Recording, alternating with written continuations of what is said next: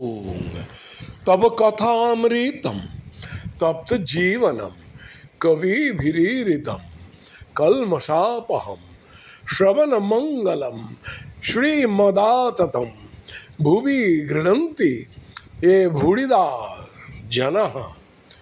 শ্রীমকথিত শ্রী শ্রীরামকৃষ্ণ কথামৃত পাঠ।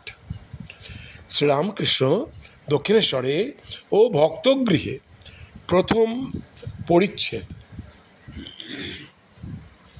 শ্রীরামকৃষ্ণ বলরামের মন্দিরে রাখাল মাস্টার প্রভৃতির সঙ্গে।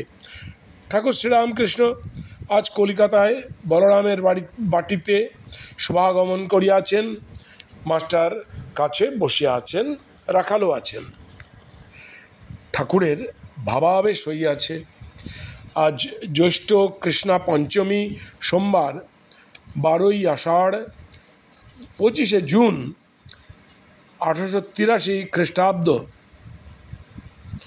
বেলা প্রায় 5টা হইয়াছে। শ্রীরামকৃষ্ণ ভাবাবিষ্ট।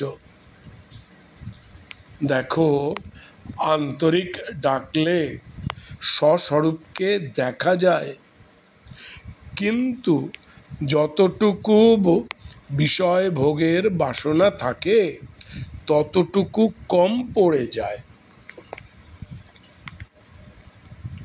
মাস্টার: আজ্ঞা, আপনি যেমন বলেন ঝাঁপ দিতে হয়। শ্রীরামকৃষ্ণ আনন্দিত হইয়া ইয়া। সকলে চুপ করিয়া আছেন। ঠাকুর আবার কথা কইতেছেন। শ্রীরামকৃষ্ণ মাস্টারের প্রতি: দেখো, সকলেরই আত্মদর্শন হতে পারে।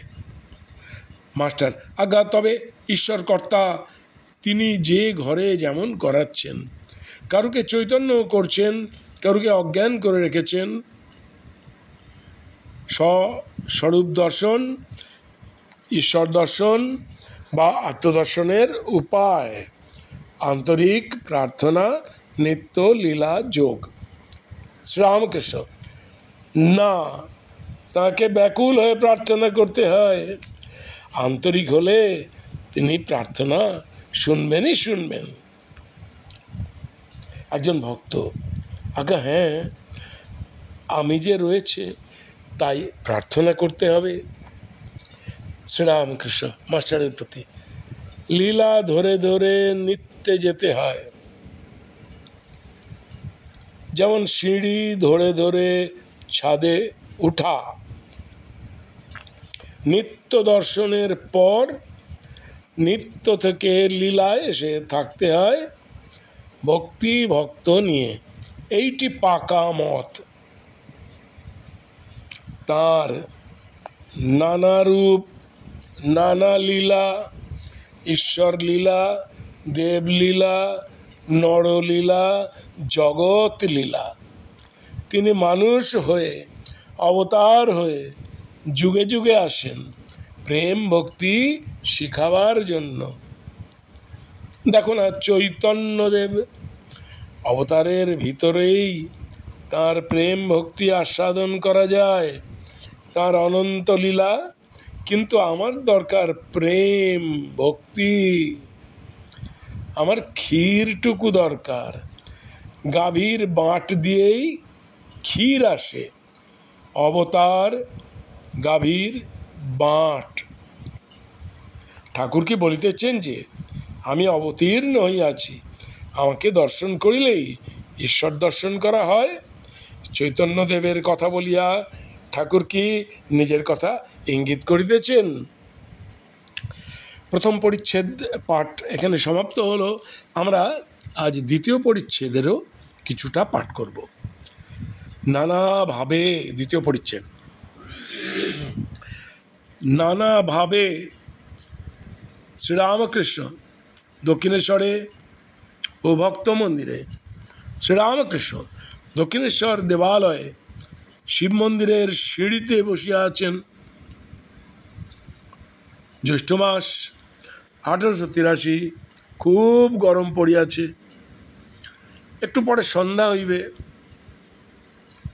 বড় ইত্যাদি লইয়া মাস্টার আসিয়াছেন ও ঠাকুরকে প্রণাম করিয়া তাহার পাদমূলে শিব মন্দিরের সিঁড়িতে বসিলেন। J.S. Mill and Sri Ramakrishna, Limitations of Man, a Conditioned Being. Sri Ramakrishna মাস্টারের প্রতি। মণি মল্লিকের নাতজামাই এসেছিল। সে কি বইয়ে পড়েছে, নিচে একটা পাদটিকা আছে, জন স্টুয়ার্ট মিলস অটোবায়োগ্রাফি, মিল 1806 থেকে 1873। ঈশ্বরকে তেমন সে কি বইয়ে পড়েছে, মানে জন স্টুয়ার্ট মিলের বইয়ে, ঈশ্বরকে তেমন জ্ঞানী সর্বজ্ঞ বলে বোধ হয় না। তাহলে এত দুঃখ কেন?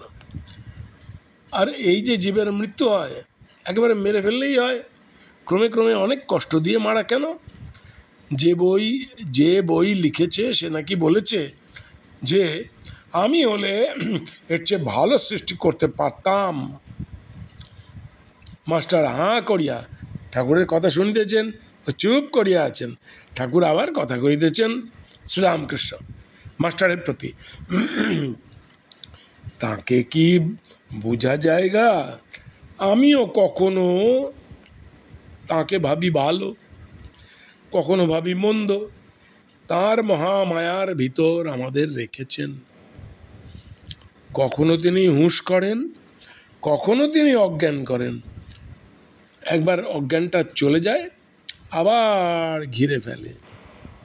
পুকুর পানা ঢাকা, ঢিল মারলে খানিকটা জল দেখা যায়, আবার খানিকক্ষণ পরে পানা নাচতে নাচতে এসে সে জলটুকুকেও ঢেকে ফেলে। যতক্ষণ দেহবুদ্ধি ততক্ষণই সুখ দুঃখ জন্ম মৃত্যু রোগ শোক দেহেরই এইসব, আত্মার নয়। দেহের মৃত্যুর পর তিনি হয়তো ভালো জায়গায় নিয়ে যাচ্ছেন, যেমন প্রসব বেদনার পর সন্তান লাভ। আত্মজ্ঞান হলে সুখ দুঃখ জন্ম মৃত্যু স্বপ্নবধ বোধ হয়। আমরা কি বুঝবো? 1 সের ঘটিতে কি 10 সের দুধ ধরে?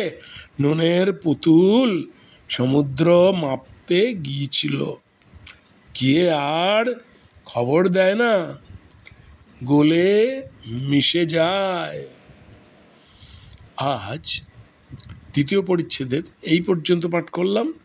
আগামীকাল বাকি অংশটি পাঠ করব এই পরিচ্ছেদের। নমস্কার। অগ্নিরঞ্জনং নিত্যম অনন্ত রূপম ভক্তানুকম্পা ধৃত বিগ্রহং বৈ ঈশাবতারং পরমেশমিঢ্ঢম তং রামকৃষ্ণং শিরসা নমামহ।